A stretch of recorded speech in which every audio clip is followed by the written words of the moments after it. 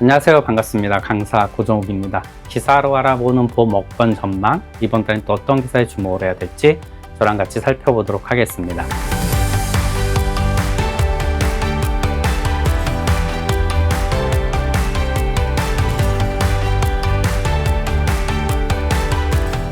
네, 첫 번째 기사입니다. 5세대 실손이 다음 달에 출시를 하는데 반쪽짜리로 출시를 한다라고 합니다.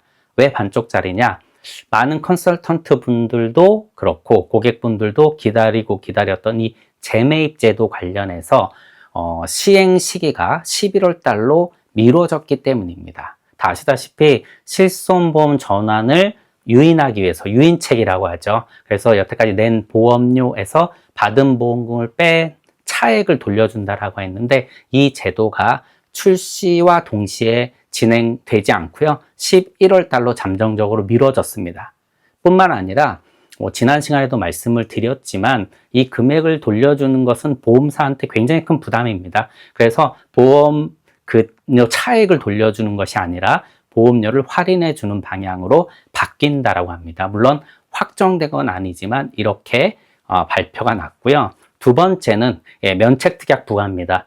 저도 이 특약을 기다리고 있습니다. 1세대 실손 가입자로서 1세대 실손보험의 장점을 가져가고 싶지만 보험료 부담이 되는데 이런 특약은 난 보상 안 받겠다. 대표적인 게 MRI, 비급여 주사제, 그리고 고가 검사비 이런 것들이죠. 여기에 더해서 도수치료 대표적인 것들이죠. 이걸 보상 안 받는 특약을 기존 실손에 넣으면서 보험료를 인하시키는 겁니다. 자, 이 제도도 일단 11월로 미뤄졌고요.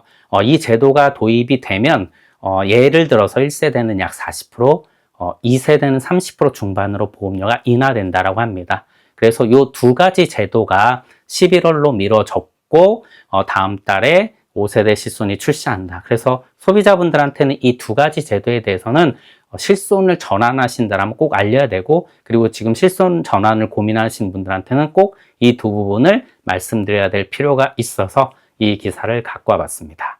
네, 두 번째 기사입니다. 두 번째 기사는 내년부터 외래 진료를 300회 넘게 받게 되면 본인 부담률을 90% 적용시킨다고 합니다. 자, 이게 초과 부분에 대해서 90%를 적용시키는 게 아니라 그 해 연간 진료비에 90%를 적용시킨다고 합니다. 완전히 엄청난 부담이 가중될 수밖에 없습니다. 물론 이런 환자분들한테죠. 자, 실제 건강보험 외래진료 본인 부담률은 의원이 20%, 그 다음에 일반 병원이 30%에서 최대 60%까지 본인 부담률을 적용하고 있습니다. 근데 통상 동네 병원을 가게 되면 20%를 본인이 부담하는데 이게 90%까지 올라가는 거고요. 거기에 더해서 전체에 대해서 그해 전체 진료비에 대해서 90%를 부담하게 된다는 겁니다. 또한 이렇게 돼버리면 어떤 일이 벌어질까요? 네, 환수를 당하게 됩니다. 부당이득금 환수라고 해서 결국 기존에는 적용을 20%를 받아서 예를 동네 병원이라면 냈다가 90% 적용되면 환수를 당하게 됩니다. 굉장히 심각해지는 일이 발생을 하죠.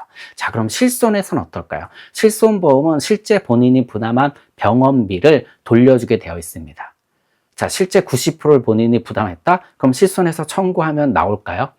그렇지 않을 거란 얘기죠. 이거는 징벌적 성격이 있는 부분이기 때문에 분명히 100%는 아니지만 전문가들과도 상의를 해보면 돌려받지 못한다, 실손에서 보상을 받지 못한다라고 예상을 하고 있고요. 기존에 우리가 다 알고 있는 본인 부담금 상한제 이런 거랑 좀 비슷한 성격을 갖고 있다라고 보면 될 것 같습니다. 자, 건강보험공단의 재정이 좋지 않습니다. 다 아실 거예요. 결국 세수의 부족으로 이런 일들이 벌어질 수밖에 없고 또 여러 가지 부작용들이 초래되고 있죠. 그래서 점점 제도는 강화될 것이고요. 이로 인해서 실손보험의 역할은 지속적으로 줄어들 수밖에 없을 거라고 저는 생각을 합니다. 여기에 더해서 건강보험 같은 경우도 그 필요성이 증대가 되겠죠. 그래서 이를 좀 컨설팅에 반영할 필요가 있어서 이런 내용들도 알고 있으면 컨설팅에 도움이 될 것 같아서 가져와 봤습니다. 네, 세 번째 기사입니다. 세 번째 기사는 30, 40 세대들의 보장 컨설팅 방향에 대해서 얘기를 하고 있는데, 딱 결론부터 말씀드리면 단순 보장에서 끝나면 안 되고 생애 주기까지 생각해야 된다는 겁니다. 자, 왜 그러냐면 이 3040 세대들은 아시다시피 위로는 부모님을 부양하고 아래로는 또 자식들을 키워야 됩니다. 그래서 이분들이 질병이나 사고에 노출이 되면 단순히 질병 사고에 노출이 아니라 이 세대가 경제적인 위험에 충격에 빠질 수 있다라는 겁니다. 그래서 이분들을 컨설팅할 때는 이 부분까지 감안해야 된다는 겁니다. 자, 보험이라는 게 기능이 예전에는 사후 보험금을 지급하는 데 있었습니다. 여기서 말하는 사후는 사망한 후가 아니라 사고와 질병을 당한 이후에 단순히 보험금을 지급하는 쪽에 초점을 맞췄는데, 지금은 그 정도가 아니죠. 치료 기회를 확보할 수 있느냐. 자, 이게 어차피 똑같이 보험금을 준다라고 하지만 과거와는 차원이 다른 보험금이 지금 지급이 되고 있습니다. 필요해지고 있다는 얘기죠. 그래서 예전에는 단순히 큰 중대질병에 걸렸을 때 이 보험금으로 치료를 해라, 이렇게 얘기를 하는 것과 지금은 이 치료의 기회가 과거와는 차원이 다르게 주어진다. 그래서 이 보험금의 필요성과 보험금의 크기가 과거와는 차원이 다르다라는 것들을 고객분들에게 알려야 한다라는 그런 컨설팅 방향을 제시를 하고 있습니다.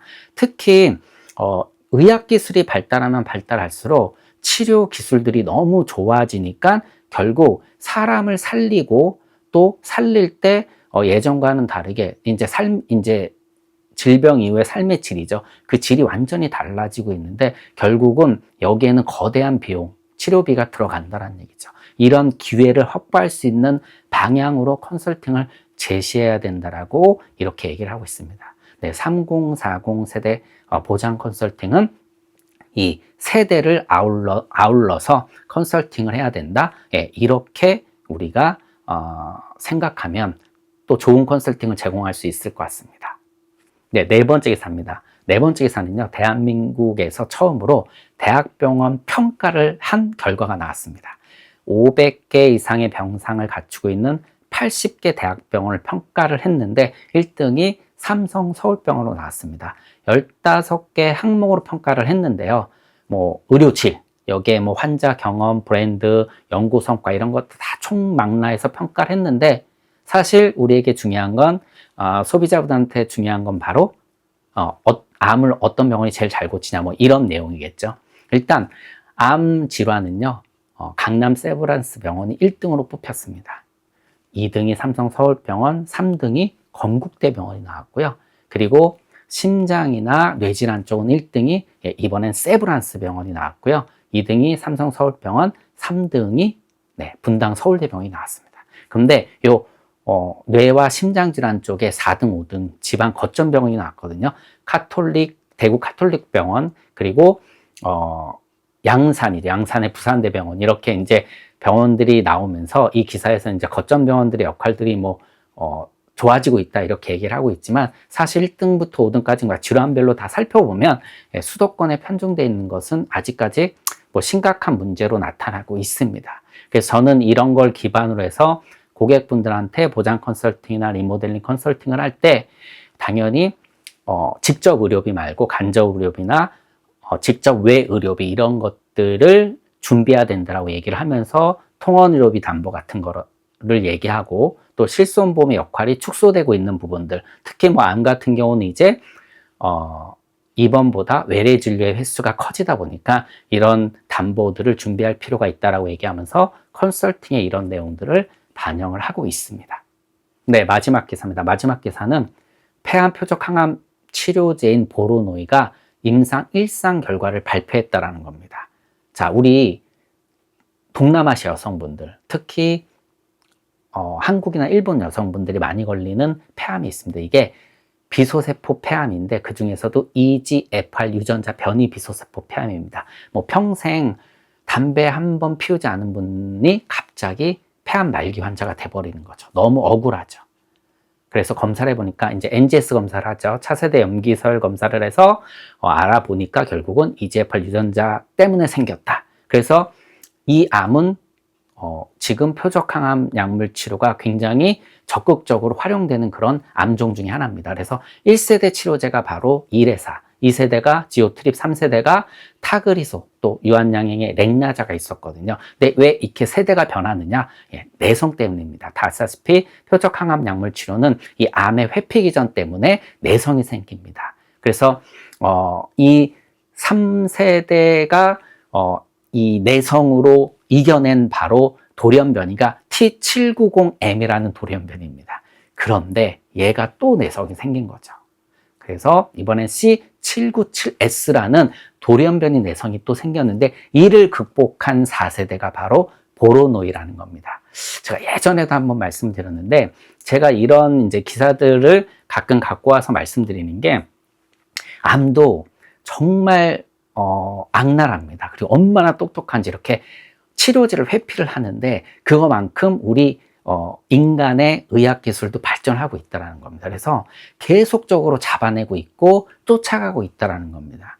그래서 미래는 어떨까요? 미래에는 훨씬 더 좋은 치료제들이 많이 나오고 있고 뭐 여러 가지 치료제, 면역, 여기에 뭐 호르몬 치료, 그리고 뭐 열로 치료하는 치료라든가 지금 뭐 중이자 방사선 정말 다양한 치료들이 병용되고 있거든요. 그렇기 때문에 이런 부분들을 갖고 소비자분들한테, 고객분들한테 정말 돈이 없어서 죽더라. 자, 암은 이제 뭐 만성질환과 같다라고 얘기를 하면서 정말 치료비를 조금 적극적으로 좀 더 많이 표현이 좀 그렇죠. 과할 정도로 준비해 놓을 필요가 있다. 그래서 이런 부분들에 대한 이제 부담을 줄이기 위해서 진단금만으로 다 구성할 수 없다 보니까 우리가 이런 특약을 넣거나 또는 주요 암 치료비 특약 같은 것들이 이제 같이 구성해서 가성비를 높일 수밖에 없는 거죠. 그래서 저는 정말 지금이 아닌 미래는 뭐 상상을 초월할 정도의 치료들이 계속 개발이 되고 있기 때문에 돈이 결국 사람을 살릴 수밖에 없다라는 그런 약간 이제 상업적인 멘트로 고객분들한테 적극적으로 암 보장 이제 부족한 걸 채워드리고 있습니다.